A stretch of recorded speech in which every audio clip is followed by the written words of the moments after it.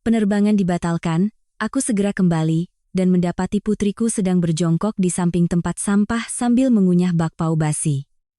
Sementara itu, keluarga suamiku sedang membawa menantu idaman mereka ke restoran.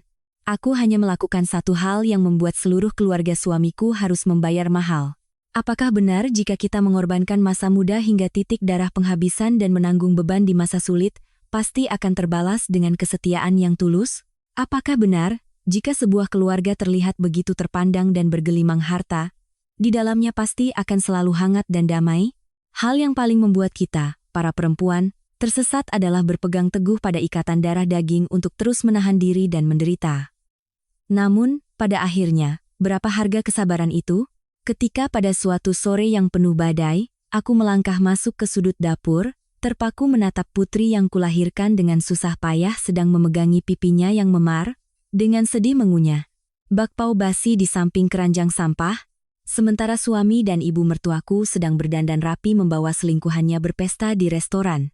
Mohon para hadirin sekalian, meluangkan sedikit waktu untuk mendengar betapa keras dan setimpalnya balasan yang menimpa keluarga munafik itu. Pernikahan 15 tahunku dengan Mas Baskara dari luar tampak begitu sempurna. Suami seorang direktur, istri pemilik usaha konveksi, semua orang berdecak kagum dan menyebut kami keluarga yang diberkati. Namun, hanya orang yang berada di dalam selimut yang tahu jika selimut itu sudah robek. Rumah tangga itu, pilar-pilarnya telah lapuk dan keropos dari dalam. Hubungan kami sebagai suami istri telah hambar, kami sudah pisah ranjang selama hampir 2 tahun ini. Surat cerai sudah kutandatangani dan kusampaikan ke pengadilan, hanya tinggal menunggu panggilan untuk menyelesaikan urusan pembagian harta gonogini, setelah itu kami akan menempuh jalan masing-masing. Banyak orang yang bertanya mengapa aku tidak pindah saja dan hidup terpisah untuk ketenangan diri, untuk apa tinggal serumah jika hanya membuat sakit mata dan menyiksa diri. Bagaimana mungkin aku bisa meninggalkan semua yang telah kubangun begitu saja? Aku ingat betul malam ketika kami berdua membuka semua kartu kami. Malam itu, Mas Baskara melemparkan setumpuk kertas berisi daftar aset ke atas meja. Dengan wajah dingin, dia berkata, "Kamu mau tanda tangan surat cerai? Silakan saja. Tapi proyek kawasan kota baru yang sedang dikerjakan perusahaanku, seluruh modalnya tertanam di sana. Kalau kamu menuntut setengah bagian modalmu sekarang, itu sama saja dengan memaksaku untuk bunuh diri. Kamu ini seorang ibu, tidak bisakah kamu memikirkan nasib anakmu? Kalau ayahnya bangkrut, bagaimana nasib Maya nanti?" Aku duduk di hadapannya, menelan sesak di dada, dan menjawab dengan jelas setiap kata. "Mas Baskara, hubungan suami istri kita sudah sampai di ujung jalan. Aku tidak menyesali masa mudaku, tapi aku menyesali setiap tetes keringat dan air mata yang telah kukorbankan untuk membangun keluarga ini saat Mas tidak punya apa-apa. Aku setuju untuk tidak menarik modal. Bukan karena aku masih punya perasaan padamu, tapi karena Maya menyandang namamu dan memanggilmu ayah. Aku membiarkan uangku kau kelola agar putriku memiliki fondasi yang kuat dan tidak diremehkan teman-temannya kelak. Tapi ingat, uangku dan Maya jangan kau hambur-hamburkan untuk orang luar." Mendengar itu, Baskara tertawa sinis, matanya melotot lalu membentak, "Kamu ini terlalu khawatir. Bagaimanapun juga, aku ini ayah kandungnya, apa mungkin aku membiarkannya kelaparan? Intinya, kalau mau tinggal, tinggallah. Kalau tidak, silakan pergi. Tapi untuk saat ini, tidak ada pembagian harta apapun." Aku pun dengan bodohnya menaruh kepercayaan pada Ibu Laksmi, ibu mertuaku. Beliau memiliki mulut yang tajam, dan memegang teguh paham patriarki zaman dulu, yang sangat mengagungkan anak laki-laki. Aku tidak bisa memberinya cucu laki-laki untuk meneruskan garis keturunan.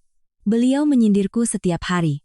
Suatu kali, saat sedang makan bersama di hadapan suami dan putriku, Maya, beliau meletakkan mangkuk dan sumpitnya dengan keras, lalu dengan bibir mencibir berkata, "Keluarga Baskara ini memang sial karena mendapatkan pohon mandul. Menggemukkan bangau, tapi akhirnya tidak bertelur. Hanya melahirkan seorang anak perempuan, apa yang bisa dibanggakan? Anak perempuan itu orang luar. Besar nanti juga akan menjadi milik keluarga lain.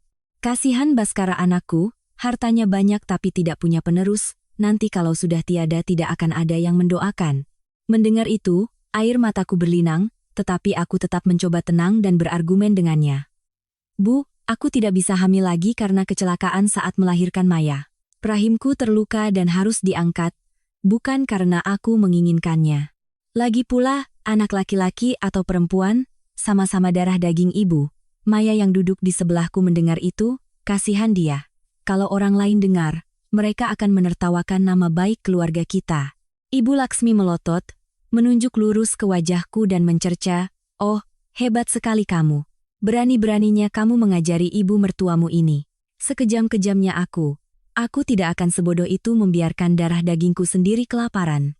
Hanya perempuan macam kamu yang sepanjang tahun keluyuran di luar, tidak pernah di rumah, yang tidak tahu cara mengurus anak. Selama dia menyandang nama keluarga Baskara, aku yang akan mengurusnya, tidak perlu kamu pura-pura menangis buaya.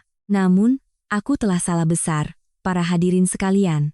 Peristiwa itu terjadi tepat pada sore hari saat badai menerjang. Hari itu, aku menyeret koper ke bandara. Bersiap untuk pergi ke luar negeri, bertemu dengan mitra bisnis. Sebelum berangkat, aku memanggil Maya untuk berpesan. Kulihat wajah putriku murung, matanya menunduk, tidak berani menatap lurus ibunya. Dia hanya berdiri sambil meremas-remas ujung bajunya, dengan ragu berkata, "Ibu pergi berapa hari? Kalau urusannya sudah selesai, ibu cepat pulang ya, temani aku. Aku bisa masak nasi sendiri kok." Ya Tuhan, mendengar ucapan anakku, hatiku terasa seperti diremas. Aku meraih tangannya, terasa begitu dingin. Aku bertanya lagi, "Ayah dan nenek di mana sampai kamu harus masak sendiri? Jadilah anak baik di rumah, ibu pergi 3 hari untuk menyelesaikan pesanan, nanti ibu langsung pulang. Akhir pekan kita makan ayam goreng, ya?" Anakku hanya mengangguk, menggigit bibirnya erat tanpa berkata apa-apa lagi, air mata menggenang di pelupuk matanya. Sesampainya di bandara, langit mulai gelap, dan badai datang. Badai datang begitu cepat, pengeras suara terus-menerus mengumumkan pembatalan penerbangan. Saat itu, aku menelepon Sari, sekretarisku, memintanya mengurus dokumen. Aku sendiri merasa sangat gelisah. Firasat seorang ibu memberitahuku ada sesuatu yang tidak beres. Tatapan mata Maya tadi pagi dan kalimatnya aku bisa masak nasi sendiri terus terngiang di kepalaku. Aku berkata pada Sari, "Sar, sudahlah. Aku tidak akan menunggu penerbangan besok." Perasaanku tidak enak, seperti ada api yang membakar. Aku harus segera pulang, melihat bagaimana keadaan Maya di rumah. Saat badai, mencari taksi sulitnya bukan main. Aku berangkat dari sore, baru larut malam aku tiba di rumah. Rumah itu sunyi senyap, dari lantai bawah hingga lantai atas gelap gulita, tidak ada satupun lampu yang menyala. Mobil Mas Baskara juga tidak terparkir di halaman. Aku mendorong pintu utama dan melangkah masuk, bau apek dan lembab langsung menusuk hidungku. Aku memanggil dengan suara keras, "Maya, ibu pulang. Ibu tidak jadi pergi." "Nek, semuanya pada kemana kok rumah gelap begini?" Tidak ada yang menjawabku, para hadirin. Suasana begitu hening, hanya ada suara hujan yang menderas di luar. Saat aku hendak menyalakan sakelar lampu ruang tamu, tiba-tiba aku mendengar suara aneh. Suara itu berasal dari sudut dapur, tepat di dekat tempat beberapa kantong sampah besar diletakkan. Suara gemerisik, lalu suara mengunyah yang pelan, dan ragu-ragu seperti suara tikus. Bulu kuduku merinding, aku meraih payung sebagai tongkat, dan perlahan melangkah mendekati pintu dapur. Aku bertanya dengan suara yang mulai bergetar. "Siapa itu? Siapa di dalam dapur?" Yang menjawabku adalah isak tangis tertahan yang seolah sengaja ditelan kembali. Aku panik dan langsung menekan saklar lampu neon. Lampu putih terang menerangi seluruh dapur. Dan pada saat itu juga, payung di tanganku jatuh ke lantai keramik. Kedua kakiku lemas, tenggorokanku tercekat pahit, tak mampu mengeluarkan sepatah kata pun. Pemandangan yang tersaji di hadapanku saat itu, aku benci, karena aku tidak bisa mencungkil kedua mataku sendiri, agar tidak harus menyaksikan pemandangan yang begitu menyayat hati itu. Malam itu, saat kami sekeluarga sedang makan malam, Ibu Laksmi mengeluarkan seuntai gelang giok dari saku bajunya, sengaja meletakkannya dengan keras di atas meja, lalu tertawa dibuat-buat sambil berkata pada Mas Baskara, "Baskara, tadi ibu bertemu lagi dengan Chandra. Wah, anak itu baru pulang dari luar negeri, penampilannya sekarang sangat berkelas. Dia langsung mengenali ibu dan bahkan menghadiahkan gelang giok ini." Ibu menatapnya. Ibu lihat postur tubuhnya, pinggangnya ramping. Postur seperti itu pertanda akan melahirkan banyak anak laki-laki. Dia bilang dia sudah cerai dari suaminya, sekarang kembali ke tanah air untuk berbisnis. Kalau dipikir-pikir, sedih juga. Coba saja dulu keluarga kita tidak bangkrut. Aku pasti sudah menimang cucu laki-laki penerus keluarga, membuatku bangga di hadapan kerabat. Tidak seperti sekarang, membawa pulang perempuan mandul yang merusak satu generasi keluarga Baskara. Aku yang sedang makan mendengar sindiran ibu mertuaku tepat di depan Maya, rasa marah membuncah hingga ke tenggorokan. Aku meletakkan mangkuk dan sumpitku perlahan, menelan amarah, dan berkata dengan jelas, "Bu, aku duduk di sini." Maya juga sedang makan. Ibu mau menyindirku, aku terima. Tapi tolong jangan memuji-muji orang yang mata duitan dan tidak tahu terima kasih seperti itu. Apa ibu lupa dulu saat keluarga kita bangkrut? Preman datang melempari rumah kita dengan terasi busuk. Apa yang dilakukan Chandra itu? Dia membawa lari sisa modal yang ada dan kabur dengan kopernya. Ibu dengar sendiri dengan telinga ibu. Dia menunjuk wajah Mas Baskara dan berkata, "Aku tidak bodoh mau mengubur masa mudaku untuk ikut menanggung utang dari tumpukan sampahmu ini. Kamu yang buat, kamu yang tanggung sendiri." Ibu begitu kasihan padanya. Lalu kenapa saat Mas Baskara berlutut di halaman memohon padanya, ibu tidak memanggilnya kembali untuk memberimu cucu penerus? Ibu Laksmi, mendengar aku mengungkit masa lalu, wajahnya memucat dan dia menggebrak meja. "Hei, belakangan ini kamu semakin kurang ajar. Ya, berani-beraninya mengajari aku." Perempuan lain melihat kapal yang bocor, tentu saja mereka mencari kapal yang lebih baik. Apa yang salah? Salahkan saja si Baskara yang dulu tidak becus. Sekarang dia tahu Baskara sudah sukses. Dia datang membawakan sarang burung walet dan gelang giok, itu tandanya dia masih punya perasaan. "Kamu, apa kamu cemburu padanya?" "Hah?" Aku tidak tahan lagi, aku menoleh dan menatap lurus ke wajah suamiku. "Mas Baskara, Mas diam saja mendengar ibu bicara seperti itu? Siapa yang menjual semua maharnya, bahkan cincin kawin? Siapa yang begadang semalaman menjahit sampai 10 ujung jarinya berdarah demi mengumpulkan recehan untuk membayar utang preman untukmu? Mas pernah bersumpah tidak akan pernah mengkhianati aku dan anakku. Sekarang Mas punya perusahaan besar, punya rumah mewah. Mas biarkan ibumu membawa kembali perempuan yang dulu menyebutmu tumpukan sampah untuk menginjak-injak harga diri istrimu?" Barulah saat itu Baskara melempar sumpitnya ke meja, mengangkat dagunya dan menatapku dengan tatapan dingin. "Diam kamu, setiap kali buka mulut isinya mengungkit jasa, mengungkit beberapa keping uang receh zaman dulu, tidakkah kamu bosan? Kamu menyelamatkanku atau menyelamatkan dirimu sendiri? Takut kalau aku masuk penjara, kamu dan anakmu akan tinggal di kolong jembatan? Sekarang aku menghasilkan uang, kamu duduk manis menikmati hasilnya. Usaha konveksimu itu juga bisa besar karena modal dariku, apalagi yang kamu tuntut?" Chandra itu orang berpendidikan, pernah ke luar negeri. Dia datang mengunjungi ibuku itu hal yang wajar. Ibu sudah tua, beliau mau bicara apa, tutup saja telingamu. Kenapa harus berdebat sampai membuat seisi rumah ribut? Aku mendengar setiap kata dari suamiku, rasanya seperti ada seseorang yang menyiram sember air es dari atas kepalaku. Aku tersenyum pahit, air mata bahkan tak mau lagi menetes. Duduk manis menikmati hasil, ya? Lalu saat aku mengalami pendarahan hebat di meja operasi, dan rahimku harus diangkat untuk menyelamatkan nyawaku, "Di mana Mas?" "Mas sibuk menemani klien berkaraoke." "Uang recehku menyelamatkan nyawamu. Sekarang kau membayarnya dengan beberapa proyek, kau pikir semuanya lunas, begitu?"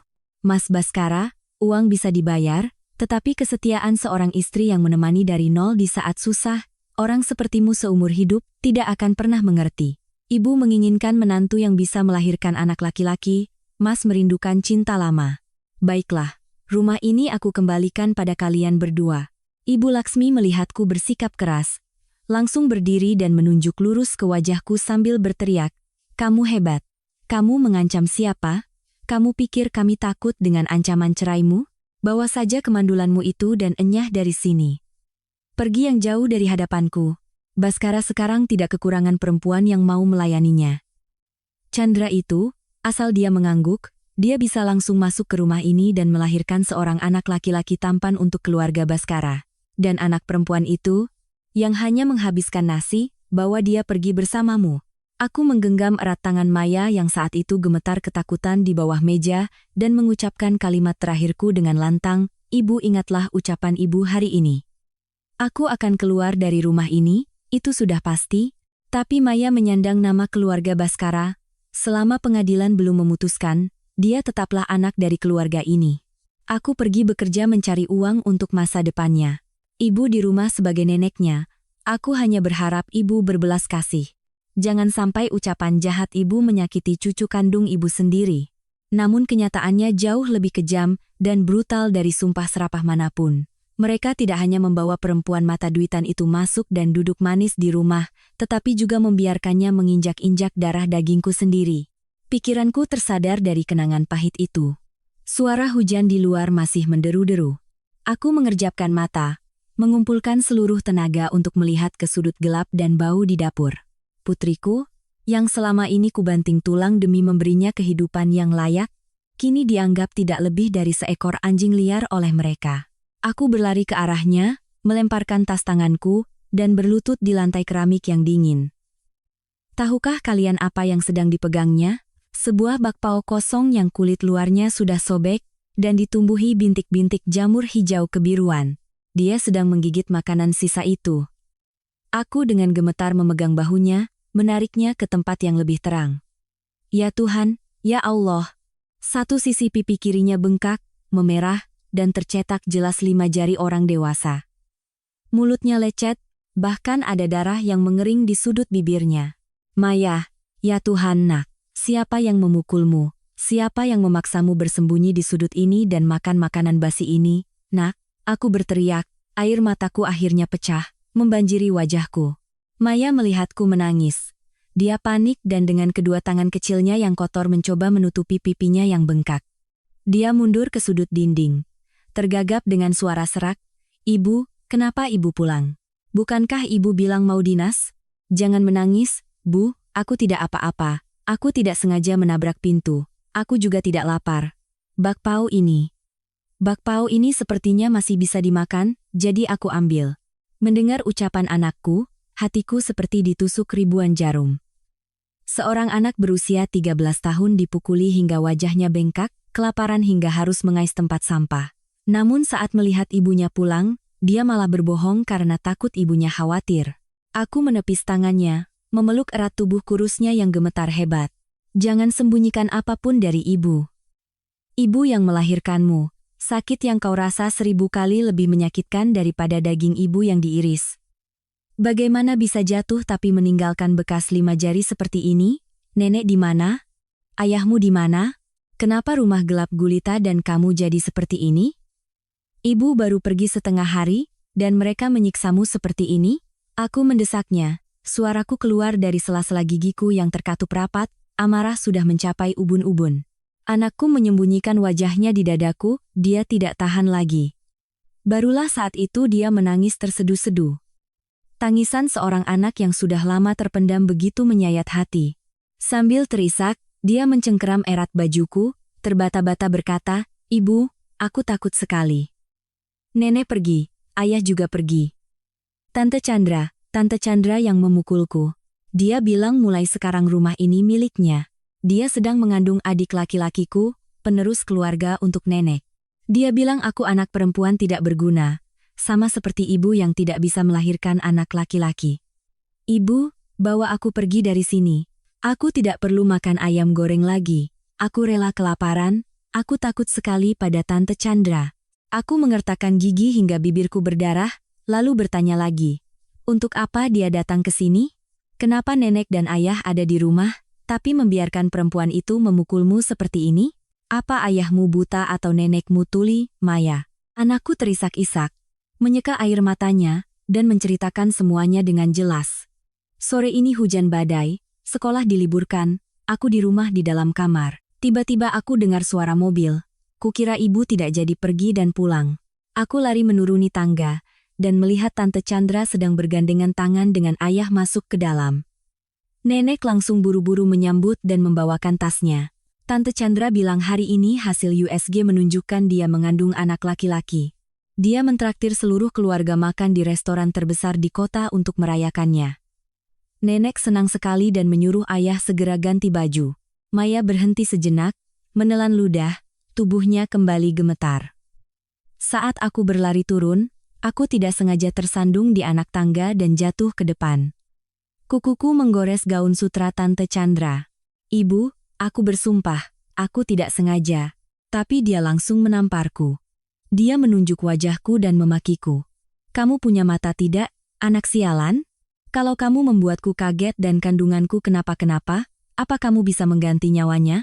Gaun ini harganya sama dengan gaji ibumu sebulan menjahit. Nenek melihat itu, bukannya melerai, malah lari menenangkan Tante Chandra dan ikut memarahiku, menyebutku ceroboh.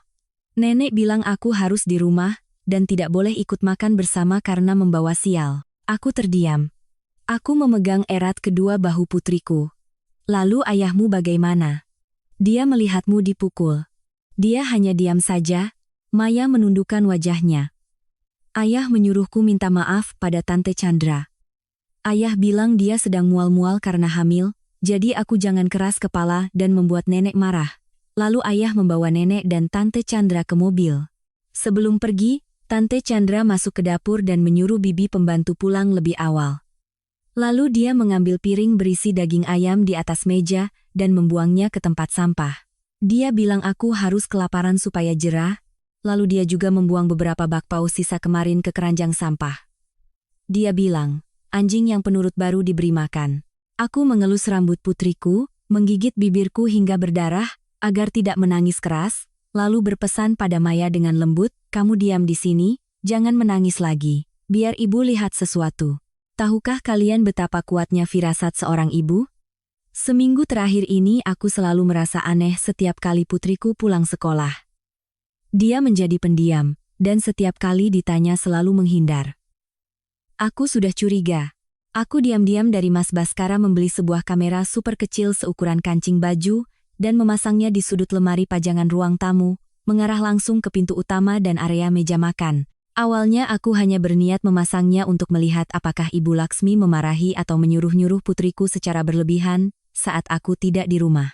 Siapa sangka, mata dewa itu hari ini justru menjadi saksi hidup yang membuka kedok iblis keluarga yang mengaku terpelajar ini. Aku mengeluarkan ponsel, jari-jariku gemetar, membuka aplikasi untuk melihat rekaman kamera. Aku memutar ulang ke waktu sore hari saat Maya bilang ada orang datang. Layar ponselku menunjukkan dengan jelas. Chandra masuk ke rumahku, perutnya sedikit membuncit, wajahnya angkuh, bergandengan mesra dengan Mas Baskara. Ibu Laksmi berlari menyambutnya, membawakan tasnya dengan mulut yang tak henti-hentinya memuji seolah menyambut seorang ratu. Putriku, Maya, berlari turun dari tangga, mungkin mengira aku yang pulang karena penerbangan dibatalkan. Tepat saat dia mencapai anak tangga terakhir, dia terpeleset dan jatuh ke depan. Tangannya yang berusaha menyeimbangkan diri tak sengaja menyentuh ujung gaun sutra perempuan itu. Hanya seperti itu saja, para hadirin. Tapi perempuan itu langsung terlonjak kaget, mundur, lalu melayangkan sebuah tamparan keras ke wajah putriku. Suara tamparan melalui rekaman ponsel terdengar begitu nyaring, menyayat hati dan jiwa. Suara Chandra melengking tajam memenuhi ruang tamu. Anak kurang ajar ini, apa kamu buta? Kamu ceroboh menyentuhku, kalau kandunganku kenapa-kenapa dan bayiku terganggu, apa kamu bisa mengganti nyawanya? Gaun sutra ini harganya sama dengan sebulan ibumu banting tulang menjahit. Dasar anak haram tidak terdidik. Mendengar kata tidak terdidik, aku benci karena tidak bisa masuk ke dalam layar dan merobek-robek mulutnya. Tapi yang membuatku terpaku, yang lebih kejam dari tamparan selingkuhan suamiku, adalah ucapan dari nenek kandung anak itu sendiri. Ibu Laksmi melihat cucunya dipukul hingga jatuh tersungkur. Bukannya menolong, malah berlari mengelus-elus perut Chandra, mulutnya ikut-ikutan mencerca. Ya ampun, Chandra, hati-hati, nak. Coba diam dulu, biar ibu periksa perutmu, tidak apa-apa kan? Kasihan sekali cucu laki-laki penerus keluarga nenek. Dan kamu, anak sialan ini, kamu ceroboh dan tidak berguna, sama persis seperti ibumu. Cepat berlutut dan minta maaf pada Tante Chandra. Kalau tidak minta maaf, hari ini jangan harap bisa ikut pesta. Putriku dengan susah payah bangkit, memegangi pipinya sambil menangis terseduh-seduh, menatap memohon ke arah Mas Baskara. Aku menatap lekat ke layar ponsel, Menunggu apa yang akan dilakukan oleh orang yang mengaku sebagai ayah, orang yang pernah menepuk dada dan bersumpah aku ayahnya, tidak mungkin aku membiarkannya kelaparan. Tahukah kalian apa yang dia lakukan? Dia hanya mendecakkan lidah, mengerutkan kening dan membentak putrinya, "Sudah, diam Maya. Minta maaf padanya lalu naik ke kamarmu. Siapa suruh jalan tidak pakai mata? Chandra, jangan marah. Buat apa marah sama anak kecil? Nanti membawa sial bagi anak laki-laki di dalam perutmu. Ayo, Mas antar kalian berdua makan di restoran paling mewah, biarkan saja dia di rumah." Lalu si Chandra itu berjalan angkuh ke arah meja makan. Dia mengambil piring berisi ayam rebus yang sudah kusiapkan untuk Maya, dan dengan santainya membuangnya ke keranjang sampah. Dia tertawa sinis, melontarkan kalimat dingin, biar dia kelaparan. Anjing yang penurut baru diberi makan oleh tuannya. Jenis mandul seperti ibunya, kalau melahirkan pun hanya akan jadi benalu tidak berguna, menghabiskan nasi di rumah keluarga Baskara. Video berakhir dengan adegan mereka bertiga tertawa riang, bergandengan tangan keluar menuju mobil, meninggalkan seorang anak berusia 13 tahun memegangi wajahnya, sambil menangis terseduh-seduh di tengah rumah yang besar dan kosong. Aku mematikan layar ponsel, tiba-tiba air mataku berhenti mengalir. Tercekat lalu mengering. Orang bilang, puncak dari penderitaan bukanlah teriakan, melainkan keheningan. Aku berdiri membatu di tengah dapur, menatap kosong ke kejauhan.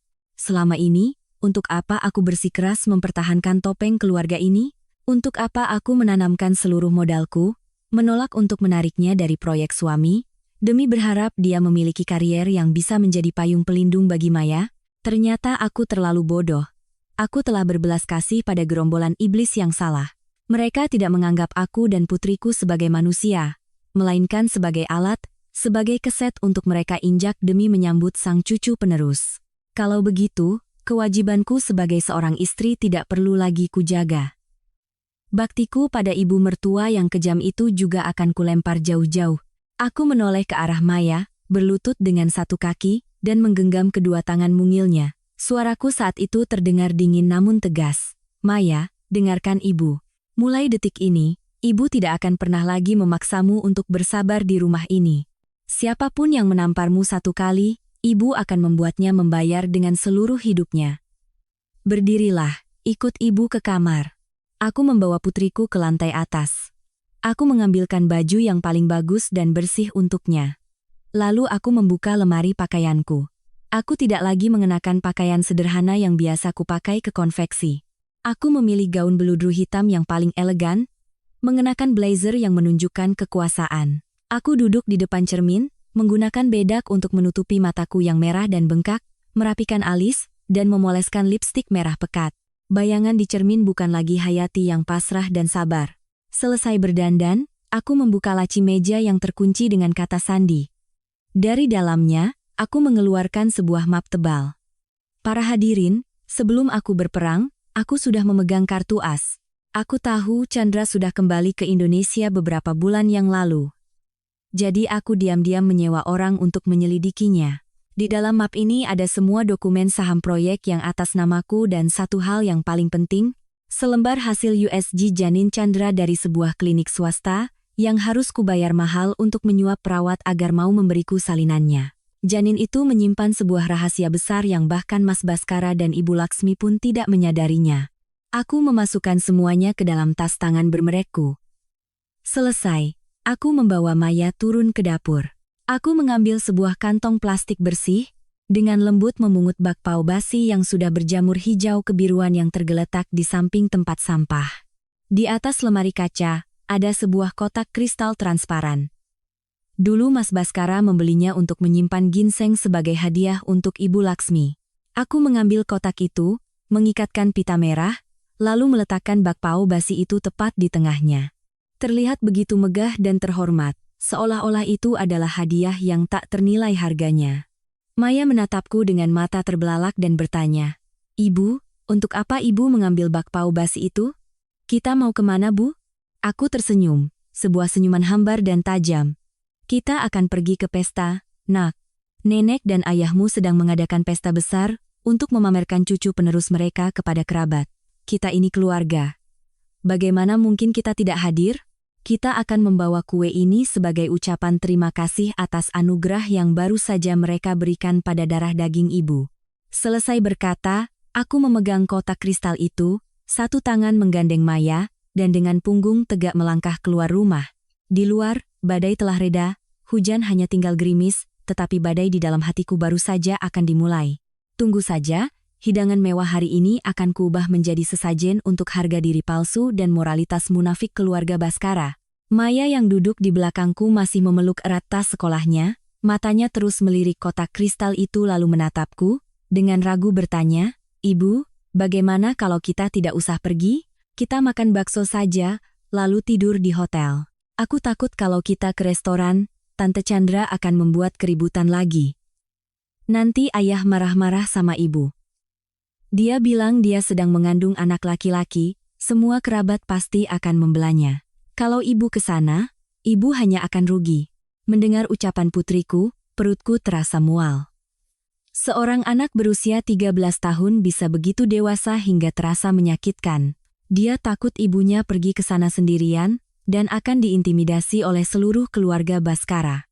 Aku berbalik dan menggenggam tangannya yang dingin, menatap lurus ke matanya, dan berkata dengan jelas, Maya, dengarkan ibu. Selama ini ibu bersabar karena ibu ingin menjaga sebuah topeng keluarga untukmu. Tapi ibu salah.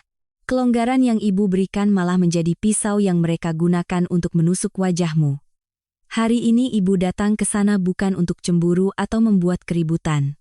Ibu datang untuk membuat mereka, seluruh keluarga besar Baskara yang selalu bangga dengan nama baik dan tradisi keluarga itu, membuka mata lebar-lebar dan melihat betapa busuknya sesuatu yang sedang mereka puja-puja. Kamu hanya perlu berjalan tegak di samping ibu. Langit runtuh pun akan ibu topang untukmu. Selesai berkata, aku menyalakan mesin mobil. Langit saat itu sudah cerah, hanya ada gerimis yang sesekali menerpa kaca depan. Sejujurnya, melihatku membawa map berisi dokumen untuk melabrak, mungkin banyak yang mengira aku gegabah, nekat tanpa perhitungan. Tapi tidak, para hadirin. Seorang perempuan yang sudah merasakan sakitnya melahirkan, yang sudah berjuang di dunia bisnis selama bertahun-tahun untuk membangun segalanya dari nol sepertiku, tidak akan pernah bertindak tanpa berpikir. Aku sudah tahu hubungan Mas Baskara dan Chandra sejak beberapa bulan yang lalu. Sejak hari Ibu Laksmi dengan gembira memamerkan gelang giok itu, aku sudah curiga. Perempuan seperti Chandra, yang saat melihat keluarga orang lain bangkrut langsung kabur, lalu sekarang saat melihat orang itu menjadi direktur dan punya mobil mewah, dia kembali datang membawa hadiah untuk mantan calon ibu mertuanya. Di dunia ini, tidak ada kebetulan seromantis di film-film. Hanya bau uang yang bisa membuat lalat berkerumun. Jadi, saat itu juga aku diam-diam meminta bantuan teman untuk menyelidiki. Dan coba tebak apa yang kutemukan. Aku teringat hari itu di sebuah kafe yang sepi, seorang perawat dari klinik kandungan swasta tempat Chandra sering periksa diam-diam, menyelipkan sebuah amplop ke tanganku. Perawat itu berbisik, suaranya terdengar prihatin. Mbak Hayati, saya kasihan melihat Mbak yang sudah berjuang belasan tahun, makanya saya berani membocorkan hasil USG ini. Coba Mbak perhatikan baik-baik tanggal dan usia kehamilannya. Si Chandra ini mulutnya bilang baru pulang ke Indonesia dan menjalin hubungan lagi dengan Pak Direktur Baskara selama 3 bulan ini. Tapi janin di perutnya ini sudah masuk minggu ke-16, Mbak. Artinya, dia sudah hamil 4 bulan. Coba Mbak pikir, hamil 4 bulan tapi baru berhubungan dengan suami Mbak 3 bulan. Jadi, ini anak siapa? Suami Mbak sedang dikelabui dan disuruh mengakui anak orang lain tanpa sadar. Saat memegang kertas hasil USG dengan stempel merah dari klinik itu, aku tidak kaget, aku hanya merasa ingin tertawa. Sebuah tawa pahit untuk kebodohan keluarga suamiku, Ibu Laksmi siang malam berdoa pada leluhur agar diberi cucu laki-laki, memanjakan selingkuhan anaknya. Mas Baskara merasa puas diri, mengira dirinya hebat, punya istri yang menghasilkan uang dan selingkuhan muda cantik yang akan memberinya anak laki-laki. Mereka begitu buta hingga membawa pulang seorang perempuan amoral yang hamil dengan entah siapa di luar negeri, lalu menyerahkan seluruh hartanya padanya. Awalnya, aku berniat menyimpan surat hasil USG ini, menunggu sampai hari sidang cerai baru akan kuungkapkan untuk memenangkan hak asuh dan pembagian harta secara mutlak, agar Mas Baskara tidak punya alasan lagi untuk mengklaim usaha konveksiku. Aku pikir jika aku mengungkapkannya sekarang, hanya akan mempermalukan semua orang. Reputasi keluarga Baskara hancur, Maya juga akan ikut menanggung malu punya ayah yang bodoh dan ditertawakan orang. Tapi hari ini, melihat bekas tamparan di wajah putriku, melihat bakpao basi yang tergeletak di sudut dapur, aku sadar bahwa berbelas kasih pada binatang buas adalah kejahatan terhadap anakku sendiri. Jika mereka tidak memberiku jalan hidup, maka aku sendiri yang akan membalikkan meja perjamuan itu. Mobil melaju pelan di jalanan yang licin karena badai. Aku menyalakan koneksi telepon di layar mobil, menekan nomor Sari, sekretaris sekaligus kepala akuntan di konveksiku. Dering kedua, Sari mengangkat telepon, suaranya terdengar panik. Bu Hayati, Ibu sudah sampai rumah? Badai begini, bahaya sekali di jalan. Maya bagaimana, Bu? Aku menarik napas dalam-dalam, suaraku sedingin es. Sari, segera nyalakan komputermu. Buatkan surat pernyataan resmi bahwa usaha konveksi kita secara resmi menarik seluruh modal investasi dan membatalkan seketika kontrak kerja sama proyek kawasan ekowisata dengan perusahaan konstruksi milik Baskara. Cetak, bubuhi stempel merah perusahaan kita, dan paraf di bagian akuntansi untukku. Di seberang telepon, hening sejenak, lalu Sari berteriak, "Ya Tuhan, Bu Hayati. Ibu sadar tidak? Ibu sudah pikirkan baik-baik, proyek itu sedang dalam tahap akhir. Baskara sudah menggelontorkan banyak uang untuk membeli material, utang bank menumpuk, dan dia sangat mengandalkan suntikan dana dari kita bulan ini. Kalau ibu mengeluarkan surat penarikan modal dan pembatalan kontrak sekarang, itu sama saja dengan menarik kayu dari tungku api. Perusahaan Baskara akan bangkrut dalam semalam." Bu, aku mengertakkan gigi, mataku menatap lurus ke lampu jalan yang mulai kabur di depan. Aku sadar. Aku tidak pernah sesadar ini. Kamu tidak perlu menasihatiku. Dulu aku membiarkan modal di sana karena aku masih berpikir untuk meninggalkan fondasi untuk Maya. Tapi darah dagingku sendiri, mereka tega membuang makanannya, dan memaksanya makan makanan basi, maka sepeser pun tidak akan kuberikan lagi pada mereka. Kerjakan sekarang juga. 15 menit lagi, bawa surat itu ke restoran Kencana Agung. Aku tunggu di depan. Sari mendengar suaraku yang tegas, dan tahu tidak bisa lagi mencegahku. Dia hanya menjawab singkat, "Baik, Bu. Saya kerjakan sekarang."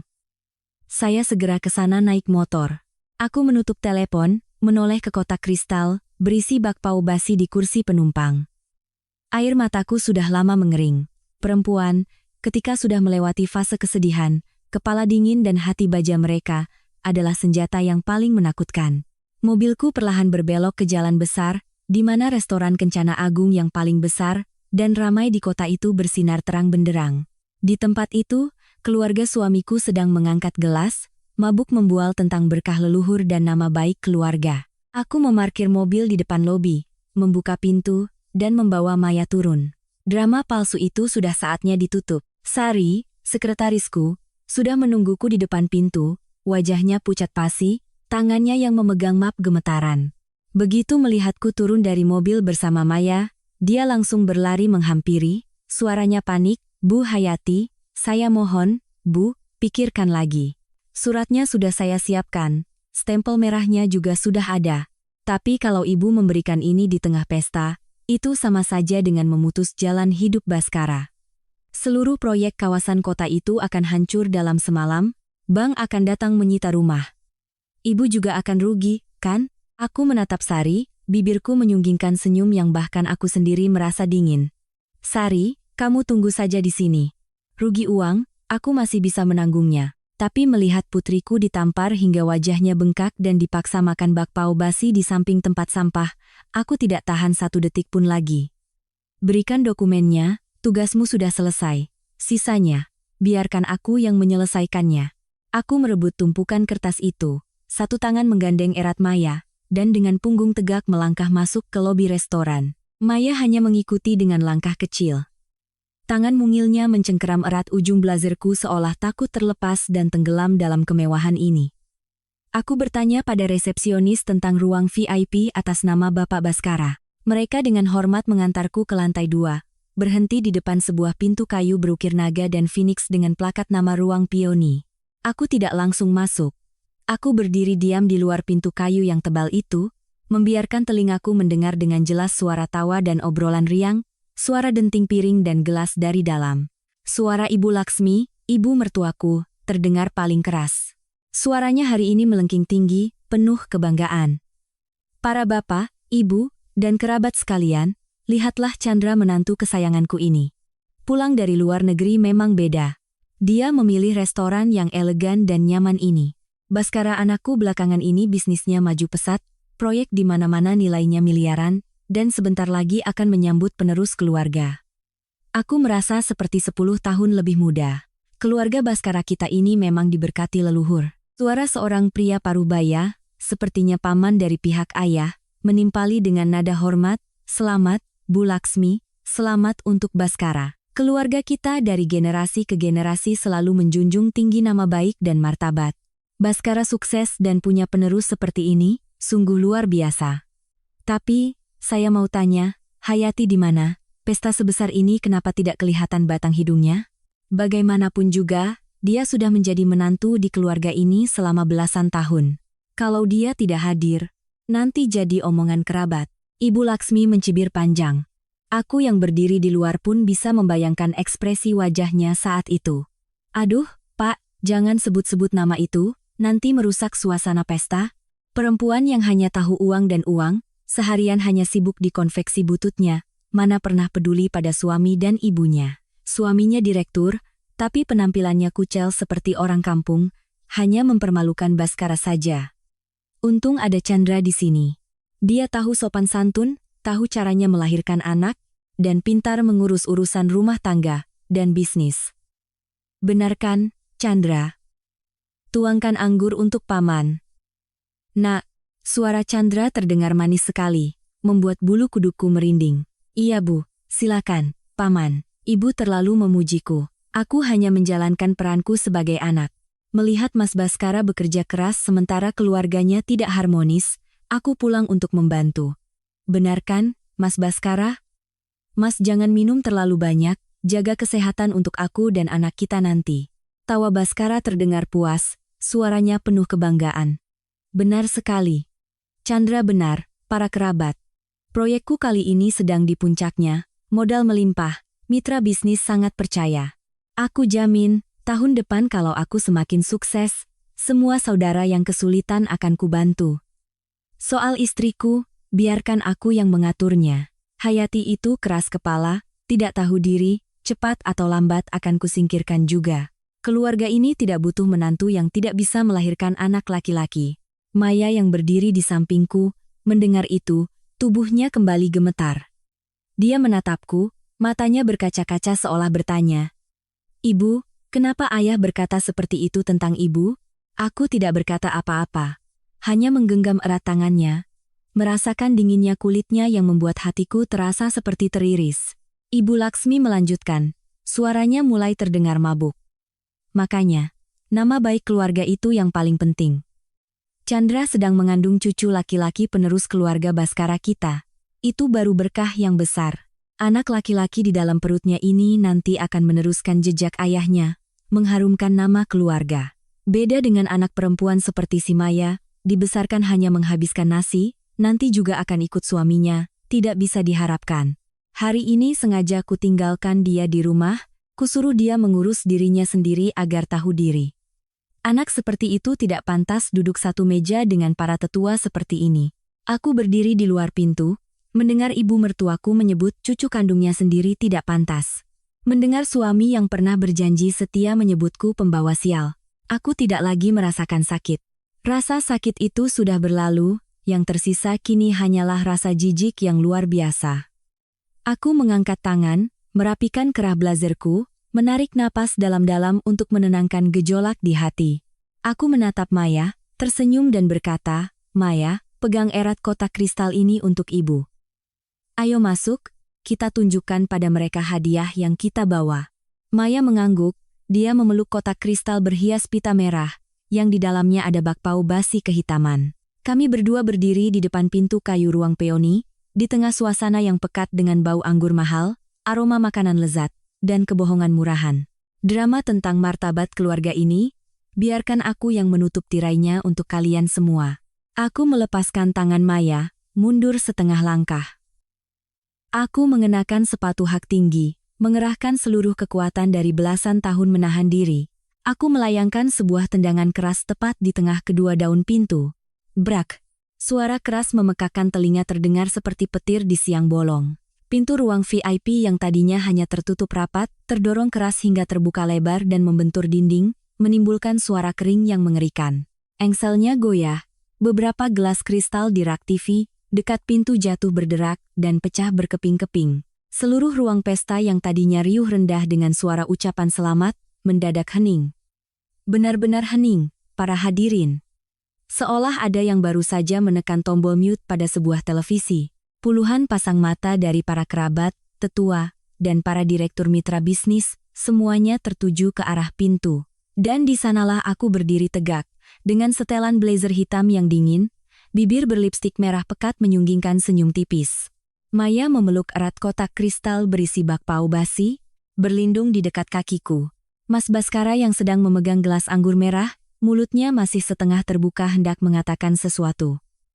Melihatku muncul tiba-tiba seperti hantu, wajahnya pucat pasi. Gelas di tangannya bergetar, anggur merahnya tumpah ke kursi. Ibu Laksmi yang sedang menyuap sup sirip ikan, mulutnya kaku, sumpitnya jatuh ke meja dengan suara klang. Sementara Chandra menjerit melengking. Buru-buru memeluk perut buncitnya, dan berpura-pura berlindung di balik tubuh Mas Baskara. Setelah beberapa detik tertegun, barulah Mas Baskara sadar. Harga dirinya sebagai seorang pria yang diganggu istrinya di depan banyak mitra bisnis membuatnya murka. Dia menggebrak gelasnya ke meja, menunjuk lurus ke wajahku dan berteriak, "Hayati, apa-apaan ini? Siapa yang menyuruhmu datang ke sini membuat kekacauan? Berpakaian dan berdandan seperti orang gila. Apa kamu baru puas setelah mempermalukan keluarga ini di depan semua kerabat?" Aku sama sekali tidak gentar, dengan tenangku gandeng Maya melangkah ke tengah ruangan. Aku menyapukan pandanganku, menatap sekilas wajah-wajah yang ternganga kaget. Aku berkata dengan suara yang tidak terlalu keras, namun jelas dan tegas setiap katanya. "Mas Baskara, kecilkan suaramu. Para tetua keluarga Baskara sedang duduk di sini. Para tamu terhormat dan mitra bisnis juga ada di sini.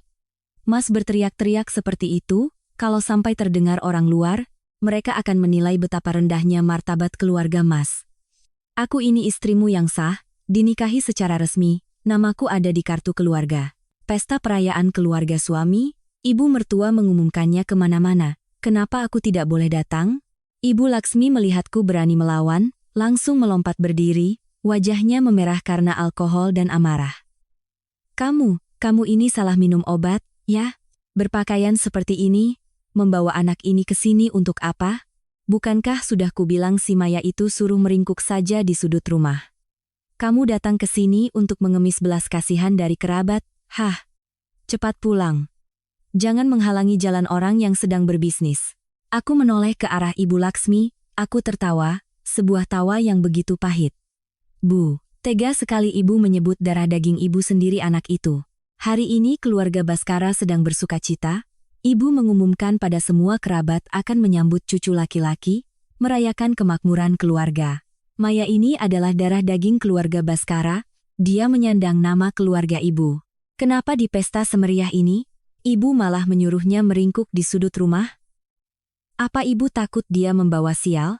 Atau ibu takut orang lain tahu bahwa demi seorang cucu yang belum lahir, ibu tega menyiksa cucu yang ada di depan mata? Saat itu, Chandra mulai memainkan perannya. Dia bersandar erat di lengan Mas Baskara, berpura-pura meneteskan air mata, suaranya bergetar memelas. "Mas Baskara, aku takut sekali. Mbak Hayati, kalau Mbak marah padaku, silakan maki aku terima semuanya. Tapi kenapa Mbak harus mendobrak pintu sekeras itu? Kalau aku kaget dan kandunganku terganggu, bagaimana dengan nasib putra Mas Baskara?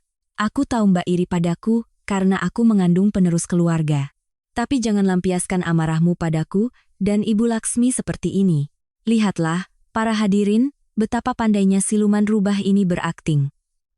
Dia yang mencuri, dia pula yang berteriak maling. Berniat mengubahku menjadi penyihir jahat yang menganiaya yang lemah dan sedikit-sedikit menggunakan kehamilan sebagai ancaman. Tapi aku tidak membiarkannya menyelesaikan dramanya. Aku mengangkat dagu, tatapanku setajam pisau, menatap lurus ke wajahnya, dan berkata dengan lantang di depan semua orang, "Tutup mulutmu. Di sini adalah tempat orang-orang terhormat berbicara. Tempat para tetua duduk. Jenis lalat yang bersembunyi di bawah tempat tidur sepertimu belum punya giliran untuk bicara. Kamu menggunakan janin itu untuk menakut-nakuti siapa? Kamu bisa menakut-nakuti keluarga buta ini, tapi kamu tidak bisa menakut-nakutiku. Saat Baskara bangkrut, kamu kabur ke luar negeri, menghina keluarga ini sebagai tumpukan sampah. Sekarang melihat keluarga ini dibangun dengan keringat dan air mataku, kamu kembali merengek mual-mual dan iri hati. Kamu pikir dengan berperan sebagai korban, kamu bisa menipu seluruh dunia? Seluruh ruangan menjadi riuh setelah mendengar ucapanku. Beberapa paman dan bibi dari pihak keluarga mulai berbisik-bisik. Paman kepala keluarga yang tadi memuji Mas Baskara kini mengerutkan kening, mengetuk-ngetukkan sumpitnya ke mangkuk. "Baskara, Laksmi, ada apa ini? Istrimu bicara seperti itu, apa maksudnya? Dulu saat keluargamu bangkrut, aku dengar si Hayati ini menjual semua maharnya untuk menolongmu. Kenapa sekarang di pesta besar kamu malah menyembunyikan istri dan anakmu di rumah? Dan si Chandra ini? Sebenarnya siapa dia sampai bisa hamil dan membuat keributan seperti ini?" Wajah Mas Baskara kini berubah dari merah menjadi pucat pasi. Dia tergagap, tangannya panik hendak membungkam mulutku. Paman tenang dulu. Ini hanya salah paham kecil di keluarga kami.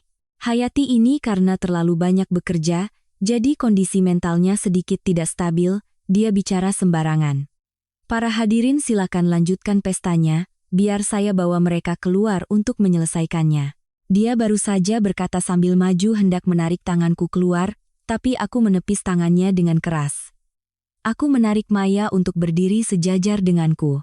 Aku menatap lurus ke arah paman kepala keluarga, nada bicaraku berubah menjadi hormat, perlahan namun sangat tegas.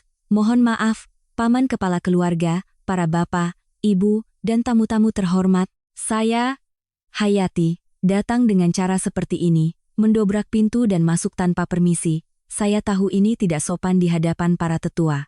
Saya mohon maaf. Tapi saya sudah terpojok. Para hadirin.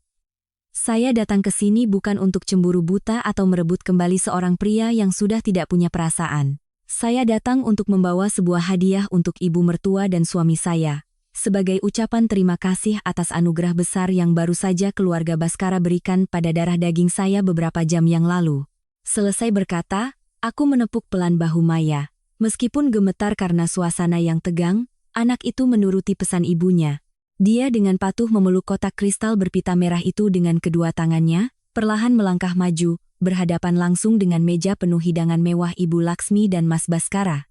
Para hadirin, seluruh ruang pesta hening seketika. Puluhan pasang mata tertuju pada kami berdua. Putriku Maya, meskipun tubuhnya gemetar, tangannya tetap memeluk erat kotak kristal berpita merah. Aku melangkah maju, merangkul bahu putriku, lalu dengan lembut mengambil kotak itu dari tangannya. Aku menyapukan pandangan ke meja bundar yang penuh dengan hidangan mewah. Semuanya makanan mahal. Ada sup sarang burung walet, abalon, lobster panggang garam, dan anggur mahal yang melimpah. Satu hidangan di meja itu harganya setara dengan gaji beberapa bulan para pekerja di konveksiku. Aku tersenyum, senyum yang membuat air mata terasa mengalir kembali ke dalam hati. Aku meletakkan kotak kristal transparan itu dengan mantap tepat di tengah meja, bersebelahan dengan mangkuk sup sarang burung walet Ibu Laksmi yang masih mengepulkan asap. Paman kepala keluarga menyipitkan mata melihat kotak itu, lalu bertanya ragu, "Hayati, apa yang kamu bawa itu? Hadiah apa yang dibungkus dalam kotak kristal tapi isinya terlihat seperti gumpalan hitam begitu?" Ibu Laksmi pun menjulurkan lehernya untuk melihat. Begitu melihat jelas benda di dalam kotak itu, wajahnya berubah drastis, memerah padam. Dia menggebrak sumpitnya ke meja, menunjuk lurus ke wajahku dan berteriak, "Anak kurang ajar, benda sampah berjamur apa yang kau bawa ke meja pesta keluarga Baskara ini? Kamu mau mengutuk keluarga ini? Mengutuk janin di perut Chandra? Hah? Perempuan licik, kamu mau merusak pesta penyambutan cucu laki-lakiku, ya?" Mas Baskara juga ikut maju, hendak menyapu kotak kristal itu hingga pecah berkeping-keping, sambil berteriak, "Pergi kamu. Panggil satpam, seret ibu dan anak gila ini keluar." Membawa sampah ke meja pesta, kamu sudah tidak mau hidup tenang, ya? Aku dengan cepat menahan kotak itu, mataku melotot tajam ke arah Mas Baskara, membuatnya terhenti. Aku berkata dengan suara lantang, setiap kata terdengar jelas di seluruh ruangan. Sampah? Maaf, Ibu Laksmi, Mas Baskara. Coba Ibu dan Mas lihat baik-baik. Ini bukan sampah. Ini adalah hidangan pembuka, anugerah mulia yang sore tadi Ibu dan selingkuhan putra Ibu berikan kepada darah dagingku. Ibu bilang ini sampah. Lalu kenapa tadi sore Ibu diam saja saat Tante Chandra itu membuang piring nasi Maya ke tempat sampah dan memaksanya memungut benda berjamur ini untuk mengganjal perutnya yang lapar? Mendengar ucapanku, seluruh meja menjadi gempar. Para mitra bisnis saling berpandangan dan berbisik. Paman kepala keluarga menggebrak meja dengan keras, wajahnya marah, menunjuk wajah Baskara. Baskara, apa-apaan ini? Istrimu bilang apa tadi? Memaksa anak kelaparan dan makan makanan basi? Kamu ini seorang ayah tapi membiarkan perbuatan terkutuk itu terjadi di rumahmu? Hah? Chandra, melihat situasi tidak menguntungkan, buru-buru mencengkeram lengan Baskara. Air matanya bercucuran deras. Dia mulai memainkan drama andalannya. Terisak-isak dia meraung, Paman, saya difitnah, Paman. Jangan percaya ucapan Mbak Hayati. Saya sedang hamil. Saya hanya ingin berbuat baik, mana mungkin saya melakukan itu pada Maya. Tadi sore dia ceroboh jatuh sendiri, lalu merajuk tidak mau makan, bukan saya yang memaksanya makan sampah. Mbak Hayati cemburu karena saya mengandung anak laki-laki, jadi dia menyuruh anaknya berbohong untuk mencemarkan nama baik saya dan Ibu Laksmi. Mas Baskara mendengar selingkuhannya menangis, hatinya luluh. Dia segera mengelus punggung perempuan itu, lalu menatapku tajam. Hayati, jangan keterlaluan. Kamu mengajari Maya berakting untuk menghancurkan keluarga ini, ya? Anak kecil tahu apa? Kenapa kamu jadikan dia tameng? Kalau masih punya akal sehat, cepat pulang. Jangan sampai aku bertindak kasar di sini. Para hadirin, aku tidak mau berdebat dengan mereka. Aku menoleh ke arah putriku, Maya. Aku tahu dia takut, tapi aku harus membiarkannya berdiri dan membela harga dirinya sendiri. Aku mengelus rambutnya dan berkata dengan suara lembut namun tegas. Maya, lihat para paman, bibi, dan tetua keluarga Baskara yang duduk di sini. Kamu tidak perlu takut pada siapapun. Hari ini, keluarga Baskara sedang bicara tentang martabat dan kehormatan. Coba katakan pada para tetua. Sore tadi, bekas tamparan di pipimu itu dari mana asalnya? Dan bakpao basi ini, dari mana datangnya? Maya menarik napas dalam-dalam, dia mengangkat kepalanya. Cahaya lampu gantung yang terang menyorot jelas bekas 5 jari yang membiru dan lecet di pipi kiri anak berusia 13 tahun itu. Dia tidak menangis lagi. Anak kecil, ketika sudah dipojokkan, bisa menjadi sekuat orang dewasa. Dia berkata dengan lantang, suaranya jernih, namun penuh dengan kepedihan yang mendalam. Mohon maaf, Paman kepala keluarga, para bapak dan ibu. Tadi sore Tante Chandra datang ke rumah. Saya tidak sengaja tersandung dan menggores gaunnya. Dia langsung menampar saya, memaki saya anak haram tidak terdidik. Dia membuang piring berisi ayam yang ibu siapkan untuk saya ke tempat sampah. Ayah saya berdiri di situ, tapi malah menyuruh saya minta maaf pada Tante Chandra karena membuatnya kesal. Nenek memaki saya anak perempuan tidak berguna, menyuruh saya di rumah kelaparan biar jera, agar beliau bisa pergi makan di restoran merayakan kelahiran adik laki-laki saya. Saya lapar sekali. Pembantu tidak ada di rumah. Jadi saya terpaksa mengais keranjang sampah mencari bakpao sisa kemarin yang dibuang untuk dimakan. Ibu saya tidak pernah menyuruh saya berbohong sedikit pun.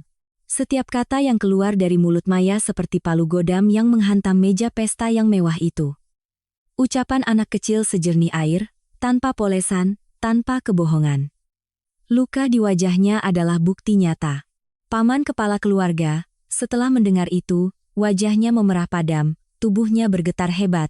Dia mengambil cawan araknya dan membantingnya ke meja, lalu menunjuk lurus ke wajah Ibu Laksmi dan Baskara sambil memaki habis-habisan. Laksmi. Baskara, perbuatan binatang apa yang kalian berdua lakukan ini? Setiap kali bicara selalu tentang berkah leluhur, tentang martabat keluarga.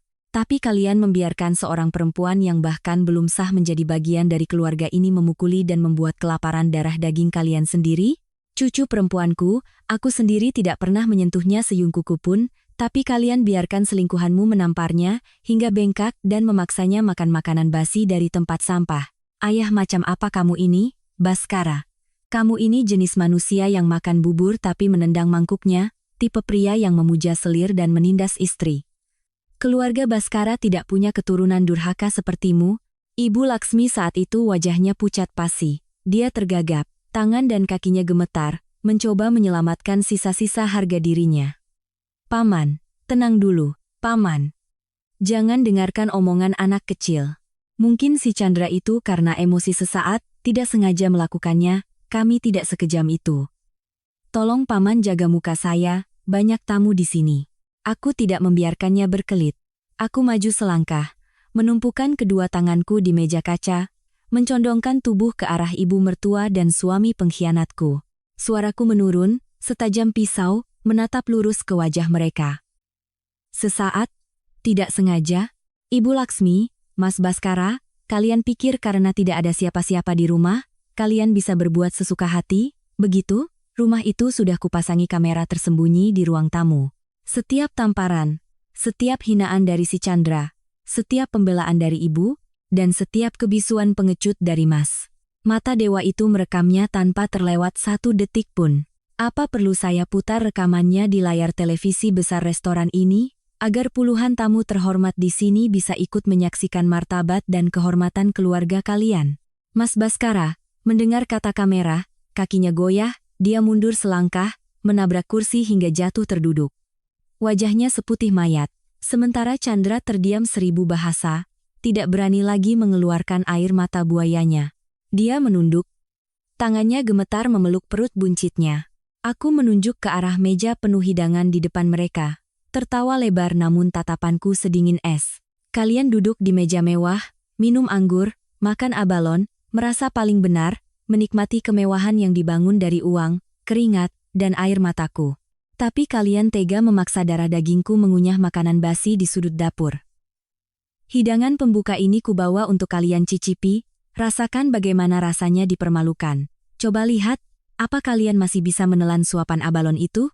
Para mitra bisnis Baskara, yang dari tadi menyaksikan, mulai merasa tidak nyaman. Mereka melihat bagaimana Direktur Baskara memperlakukan istri dan anaknya dengan kejam, dan betapa pengecutnya dia membiarkan selingkuhannya berkuasa. Mereka menggelengkan kepala dengan jijik. Salah seorang dari mereka bahkan mendorong gelas anggurnya menjauh, menunjukkan rasa muaknya.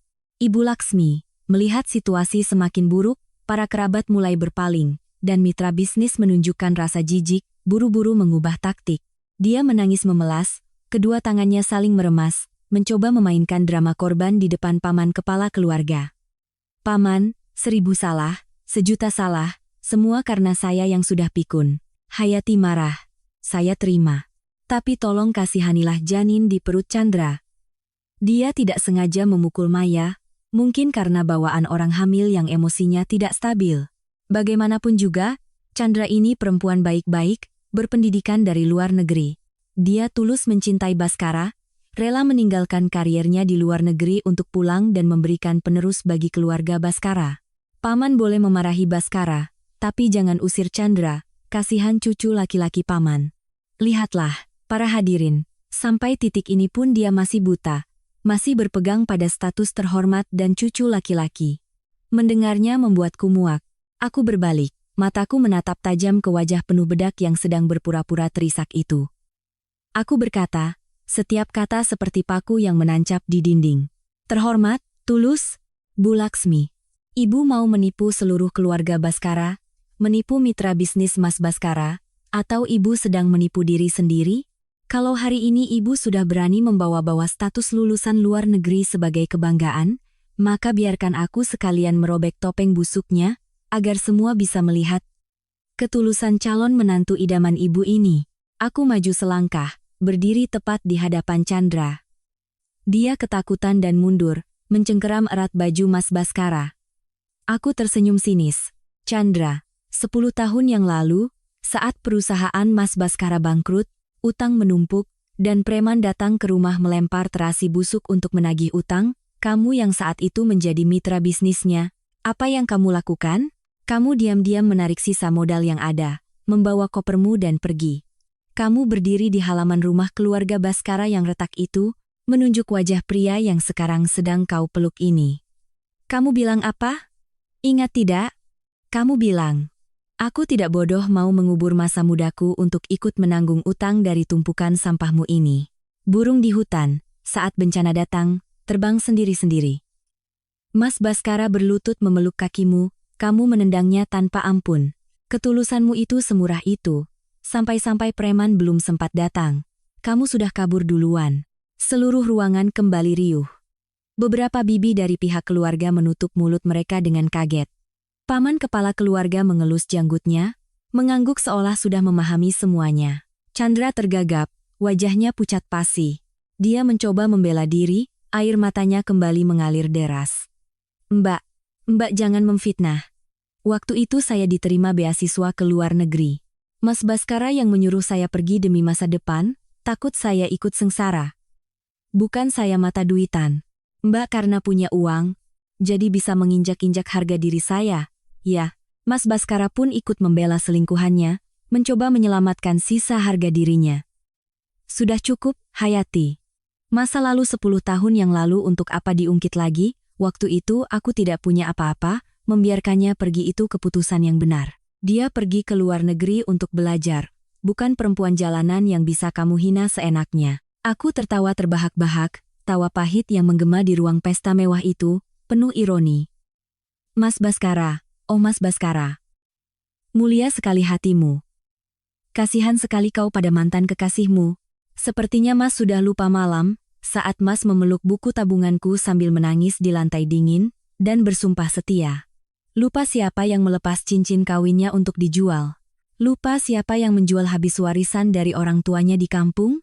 Lupa siapa yang menjahit sampai 10 jarinya berdarah. Matanya bengkak karena begadang demi membayar utangmu agar tanganmu tidak dipotong preman? Itu aku, Hayati, perempuan kampung-kampungan yang tidak terdidik di mata kalian berdua. Aku berhenti sejenak. Menunjuk lurus ke wajah Chandra, suaraku tegas menghantamnya.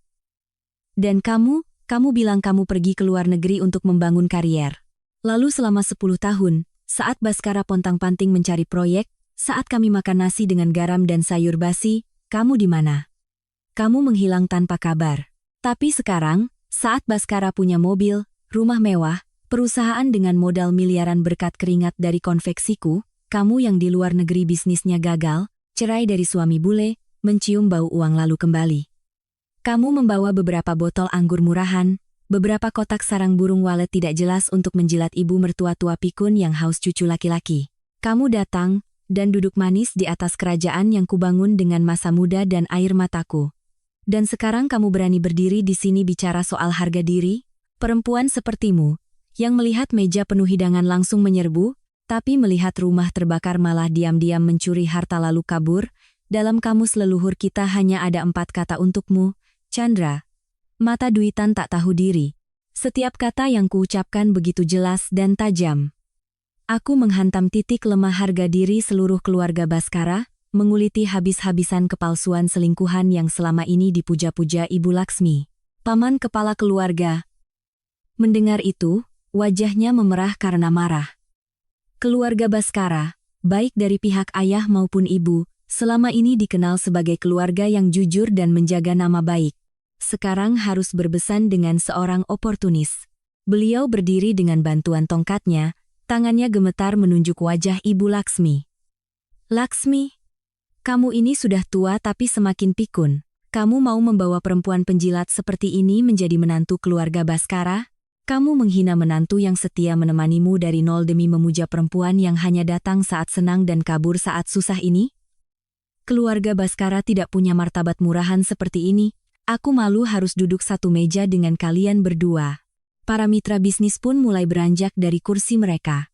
Seorang direktur berjas abu-abu, yang merupakan investor terbesar Baskara, menggelengkan kepala dan berkata, Direktur Baskara, urusan keluarga Anda kami tidak berhak ikut campur.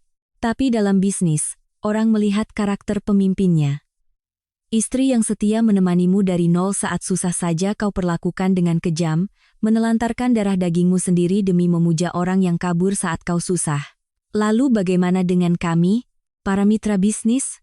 Kalau nanti perusahaan ada masalah, mungkin kami juga akan kau buang seperti caramu membuang putrimu ke tempat sampah. Pesta ini, sepertinya kami tidak bisa menikmatinya lagi. Permisi. Selesai berkata, para mitra bisnis itu saling memberi isyarat, mengambil jas dan tas mereka, lalu berjalan keluar dari ruang VIP. Baskara, melihat mereka pergi, panik dan berlari mengejar.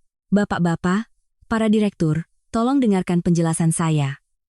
Urusan proyek masih bisa dibicarakan.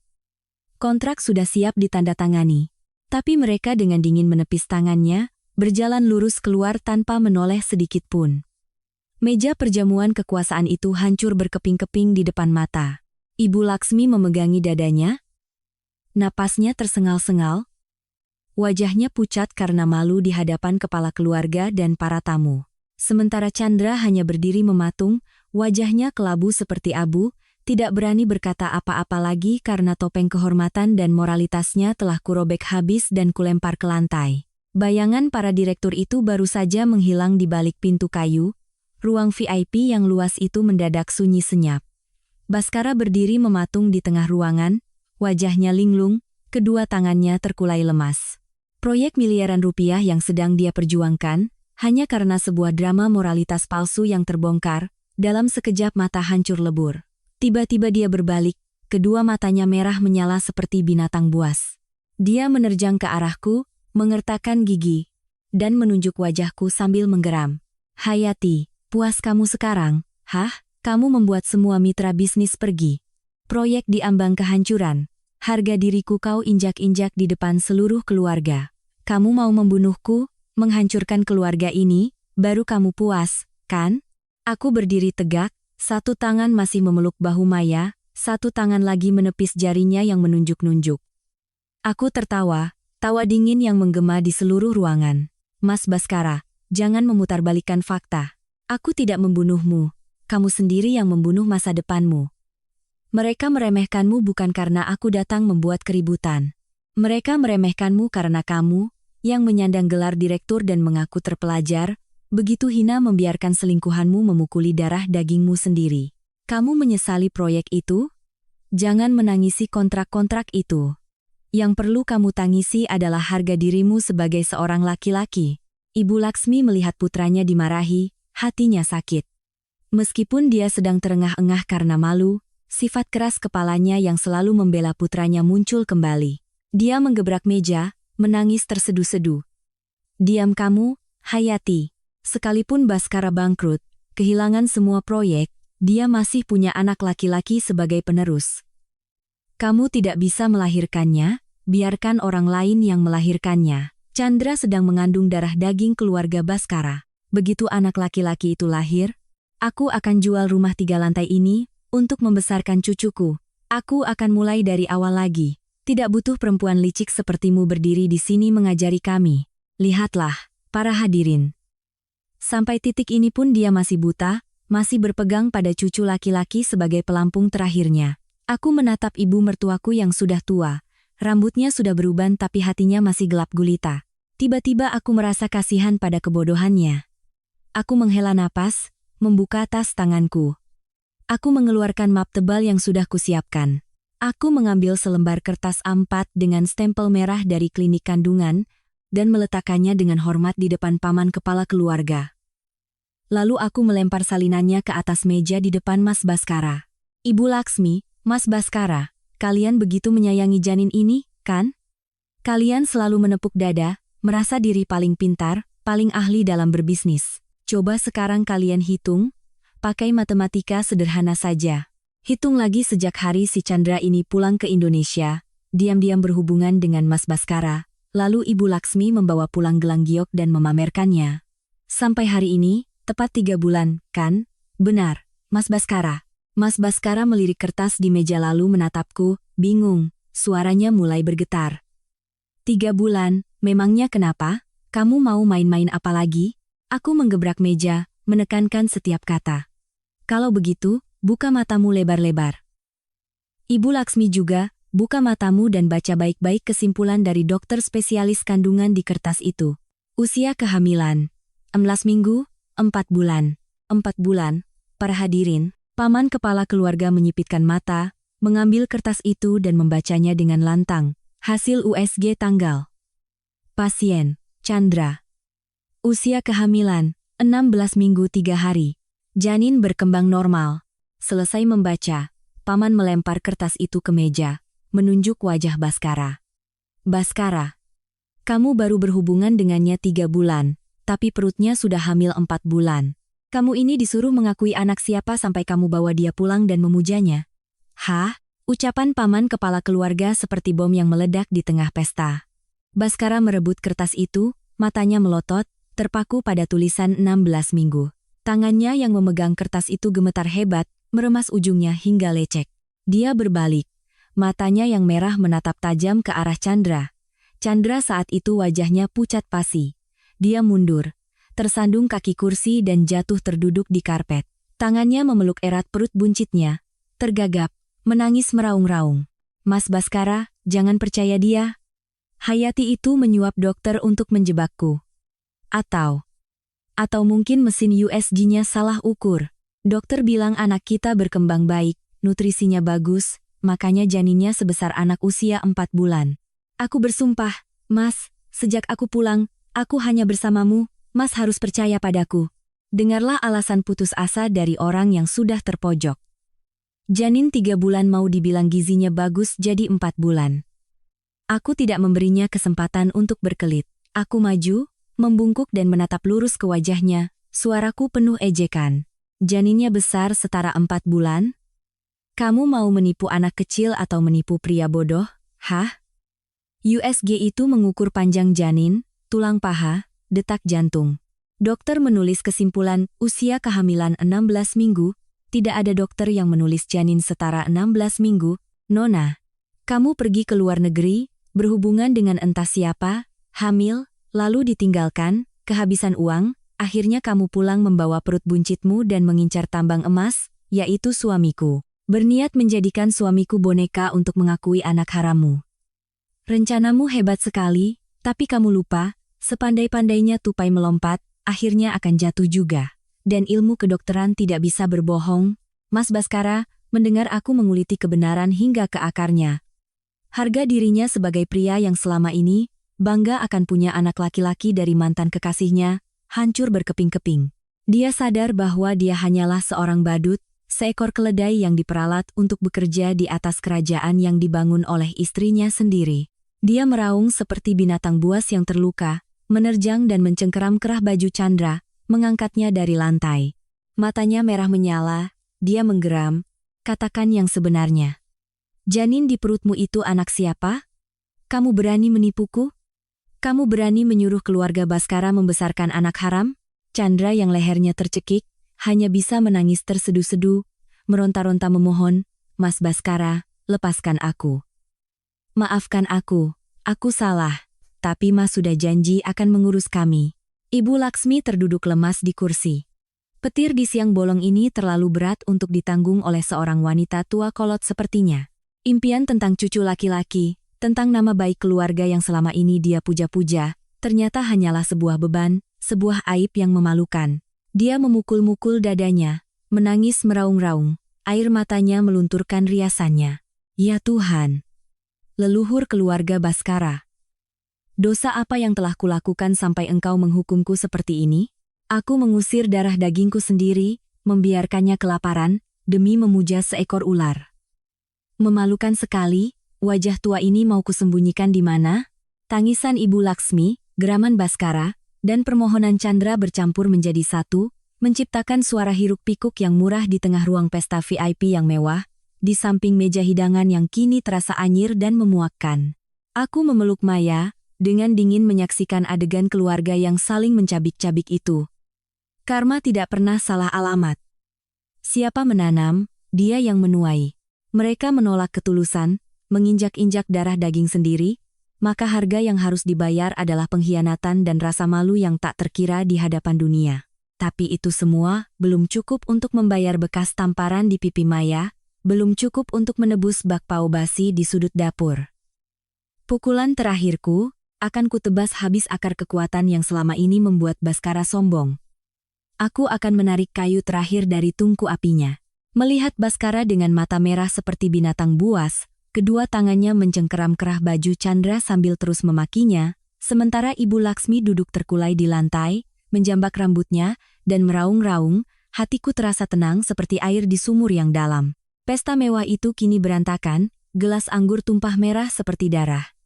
Kotak kristal berisi bakpao basi itu masih berdiri tegak di sana, seperti sebuah tamparan keras, bagi kata martabat keluarga yang baru saja mereka agung-agungkan. Pepatah orang tua memang benar, perbuatan jahat akan mendapat balasan setimpal. Dan balasan yang paling nyata adalah pengkhianatan dari orang yang paling kita puja. Namun, bagi saya, rasa malu itu belum cukup untuk membayar tamparan di pipi putriku. Laki-laki brengsek, mereka mungkin sakit hati karena diselingkuhi, tetapi yang benar-benar membuat mereka mati kutu, yang membuat mereka jatuh dan tidak bisa bangkit lagi, adalah uang dan kekuasaan. Aku melepaskan pelukanku dari Maya, menepuk bahunya agar dia tenang. Lalu aku melangkah maju. Aku mengetuk-ngetukkan jariku di meja kaca, berkata dengan suara jernih dan dingin, mengalahkan suara tangisan ibu mertua dan selingkuhan suamiku. Sudahi drama murahan ini. Ibu Laksmi dan Mas Baskara, selesaikan masalah kalian sendiri. Aku tidak punya waktu untuk menonton kalian saling menyalahkan. Urusan anak haram itu adalah karma kalian. Sekarang, baru kita masuk ke urusan utama kedatangan kami hari ini. Mendengar itu, Mas Baskara melepaskan cengkeramannya, mendorong Chandra hingga jatuh terjerembab. Dia berbalik menatapku, dadanya masih naik turun, suaranya serak penuh dendam. Kamu mau apa lagi? Kamu sudah membuka kedoknya, mempermalukanku di depan seluruh keluarga. Mitra bisnis sudah pergi semua. Kamu belum puas? Kamu mau mendorongku ke jurang kematian baru kamu senang, kan? Aku tersenyum, mengeluarkan ponsel dari tas. Aku menekan nomor Sari yang menunggu di luar, dan menyalakan loudspeaker, agar suaranya menggema di seluruh ruangan. Dering pertama, telepon diangkat. Aku memberi perintah dengan jelas. Sari, bawa suratnya masuk. Pintu terbuka, Sari masuk. Tangannya membawa map dengan stempel merah konveksiku. Matanya menatap sinis ke arah pria pengkhianat itu, lalu berjalan lurus ke arahku dan menyerahkan dokumennya. Aku mengambilnya dan melemparkannya ke atas meja, tepat di dekat Baskara. Mendorongmu ke jurang kematian? Tidak, Mas Baskara. Aku hanya mengambil kembali apa yang menjadi hakku dan putriku, sesuatu yang selama ini dengan buta kulempar keluar jendela. Baca itu baik-baik. Ini adalah pemberitahuan resmi yang berlaku seketika. Konveksiku menarik seluruh saham dan modal investasi, serta membatalkan seketika kontrak kerja sama penyuntikan dana untuk proyek kawasan ekowisata milikmu. Mas Baskara, mendengar kata, menarik seluruh modal. Matanya terbelalak, seolah bola matanya mau keluar. Dia merebut surat itu, menatap lekat stempel merah dan tanda tanganku. Kakinya goyah, dia mundur dan menabrak kursi. Hayati. Kamu sudah gila. Proyek ini sedang dalam tahap akhir. Aku sudah menggadaikan sertifikat rumah, bahkan perusahaan ke bank untuk membeli material, tinggal menunggu dana dari konveksimu minggu ini untuk membayar utang dan melanjutkan pembangunan. Kalau kamu menarik modal sekarang, bank akan menyita semuanya, perusahaan bangkrut, rumah disegel, kamu juga akan kehilangan semua investasimu di awal. Apa untungnya buatmu melakukan ini, hah? Aku melipat tangan di dada. Menatap lurus ke wajah pria tak tahu terima kasih itu, menekankan setiap kata setajam pisau. Apa untungnya bagiku? Aku puas. Uang itu hasil jerih payahku. Kau pikir aku tidak merasa kehilangan? Tentu saja aku kehilangan. Tapi lebih baik aku kehilangan uang itu, kuanggap saja untuk amal, daripada aku biarkan kamu menggunakan uangku untuk membiayai selingkuhanmu, membelikannya pakaian sutra dan barang mewah, lalu membiarkannya pulang ke rumah untuk memukuli darah dagingku. Dulu aku menanamkan modal karena aku kasihan pada Maya. Aku pikir dengan menjaga bisnismu, aku menjaga masa depan ayahnya agar dia tidak diremehkan orang. Tapi apa yang kau lakukan? Aku melangkah maju, menunjuk kotak kristal berisi bakpao basi itu. Kamu bilang kamu ayahnya, tidak akan pernah membiarkannya kelaparan. Tapi hari ini, kamu membiarkan selingkuhanmu membuang makanannya, memaksanya mengunyah makanan busuk ini agar kamu bisa bebas pergi ke restoran memeluk wanita lain. Seorang pria yang tega menginjak-injak darah dagingnya sendiri, yang membiarkan kejahatan merajalela di rumahnya sendiri, tidak punya hak sedikit pun untuk menerima bantuan dariku. Aku menarik modalku. Sekalipun aku kehilangan setengah hartaku, aku masih punya konveksi. Aku jatuh, aku bisa bangkit sendiri. Sedangkan kamu, kehilangan sumber dana ini, kamu hanya bisa tinggal di jalanan. Ibu Laksmi. Mendengar bank akan menyita rumah, panik luar biasa. Topeng ibu mertua yang berkuasa luntur seketika. Dia merangkak dari lantai, memegang ujung celanaku, menangis memohon. Suaranya yang tadi melengking kini berubah menjadi isak tangis yang menyedihkan. Hayati, ibu mohon padamu, 1000 kali ibu mohon. Ibu salah, nak. Ibu sudah tua dan pikun. Ibu termakan hasutan perempuan itu, makanya ibu menelantarkan kalian. Kamu boleh memukul ibu, memaki ibu, tapi jangan tarik modalmu. Kalau kamu tarik modal, rumah 3 lantai ini akan disita bank. Ibu sudah setua ini mau tinggal di mana, nak? Baskara memang salah, tapi bagaimanapun juga dia ayah dari Maya. Lihatlah, betapa cepatnya hati manusia berubah. Tadi masih memaki-maki, mengusir kami. Sekarang saat menyangkut urusan perut dan tempat tinggal, dia menangis memelas, menggunakan ikatan darah sebagai tameng. Aku mundur selangkah, melepaskan cengkeraman tangannya dari celanaku. Mataku tidak menunjukkan sedikit pun belas kasihan. Bu Laksmi, saat ibu mengucapkan kata-kata kejam, menyebut Maya anak tidak berguna yang hanya menghabiskan nasi, kenapa ibu tidak ingat dia cucu kandung ibu? Ibu menyingkirkan cucu kandung demi menyambut anak haram itu. Kalau begitu, sekarang jual saja rumah ibu, jual saja semua milik ibu untuk membayar utang putra emas ibu. Hubungan menantu dan mertua, hubungan suami istri, sejak saat Maya dipukul dan ibu ikut membelanya, semuanya sudah mati dan terkubur. Jangan bawa-bawa status ayah Maya lagi. Terdengar sangat memuakkan. Aku menoleh ke arah Baskara, yang saat itu sudah hancur total, terduduk lemas di kursi, kedua tangannya menjambak rambutnya. Aku mengucapkan kalimat terakhirku. Besok, pengacaraku akan mengirimkan surat ke pengadilan untuk mempercepat proses perceraian. Urus sendiri tumpukan utangmu. Jangan pernah berharap bisa menyentuh sepeser pun dari konveksi dan harta pribadiku. Rumah itu, silakan kalian tinggali sambil menunggu hari penyitaan. Malam ini, aku dan Maya akan pindah. Kalau kami tetap tinggal di rumah munafik itu, putriku bisa tertular sifat tidak tahu terima kasih kalian. Selesai berkata, aku menggenggam erat tangan Maya. Aku mengangguk pada Sari. Kami bertiga berbalik, melangkah dengan mantap, sepatu hak kami menghentak angkuh di atas karpet restoran, menuju pintu keluar. Di belakangku, terdengar suara tangisan histeris Ibu Laksmi, suara perabotan yang dihancurkan oleh Baskara, dan suara makian dari seorang pengkhianat yang melampiaskan amarahnya pada selingkuhan penipu. Pesta mewah itu resmi menjadi medan perang yang porak-poranda, penuh aib, dan hancur tak terselamatkan.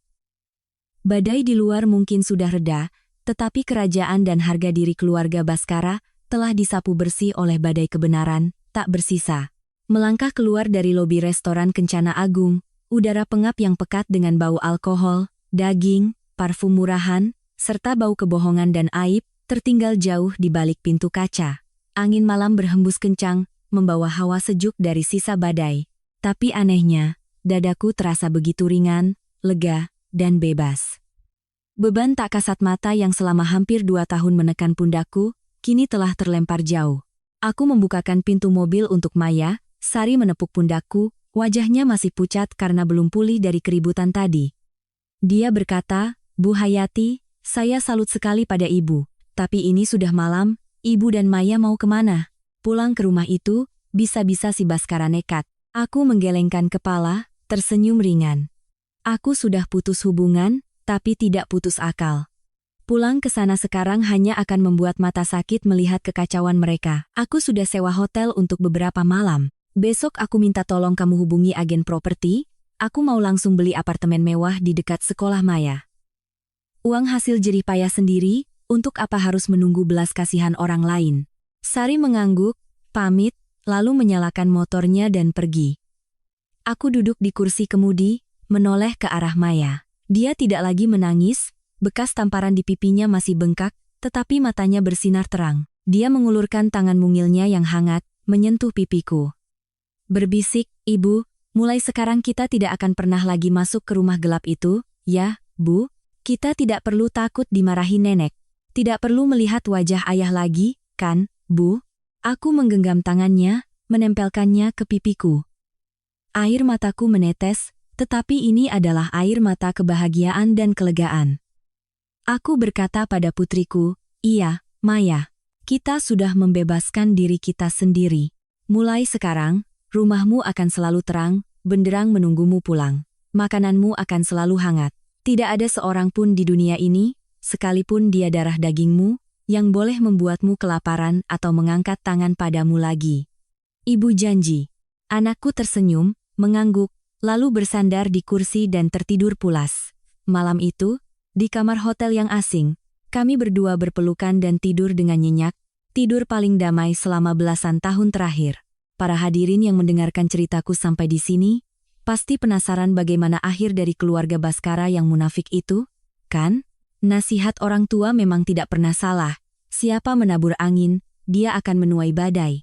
Dan karma itu datang secepat kilat, meruntuhkan semua kemewahan palsu yang mereka bangun dengan kebohongan dan pengkhianatan. Sekitar sebulan setelah malam keributan di restoran itu, pengadilan memanggil kami untuk menyelesaikan proses perceraian. Hari itu, saat masuk ke ruang mediasi, aku nyaris tidak mengenali sosok Direktur Baskara yang dulu gagah perkasa. Dia mengenakan kemeja kusut, janggut dan kumisnya tidak terurus. Kantung matanya menghitam seperti orang yang kehilangan jiwa. Kudengar, setelah malam di restoran itu, dia mengamuk seperti binatang buas, menghancurkan seluruh ruang tamu. Chandra sendiri mendapat 2 tamparan keras dari Baskara karena telah menipunya. Perempuan itu, yang hanya mengincar proyek miliaran, melihat semua mitra bisnis mundur dan modal dariku ditarik habis, sadar bahwa tambang emasnya telah runtuh. Tengah malam, dia diam-diam kabur membawa perut buncitnya, dan menghilang tanpa jejak. Sampai sekarang, Baskara tidak tahu di mana keberadaannya. Kehilangan sumber dana proyek, semua mitra membatalkan kontrak. Perusahaan Baskara resmi dinyatakan bangkrut hanya dalam beberapa minggu. Rumah 3 lantai yang megah, yang dulu dibanggakan Ibu Laksmi sebagai simbol martabat keluarga, telah disita dan disegel oleh bank. Ibu dan anak itu diusir dari rumah hanya dengan beberapa koper berisi pakaian usang. Ibu Laksmi, ibu mertuaku yang kejam itu, yang memang sudah punya riwayat tekanan darah tinggi, malam itu melihat kerajaannya runtuh, cucu idamannya ternyata anak orang lain, dan ditelepon habis-habisan oleh paman kepala keluarga, beliau sok berat. Pembuluh darah di otaknya pecah, dia jatuh pingsan dan harus dirawat intensif untuk menyelamatkan nyawanya. Tapi sekarang, setengah tubuhnya lumpuh, hanya bisa terbaring di ranjang besi, di sebuah kamar kontrakan sempit beratap seng yang disewa Baskara. Untuk makan dan buang air, semua harus dibantu oleh putranya yang kini menganggur dan tenggelam dalam utang.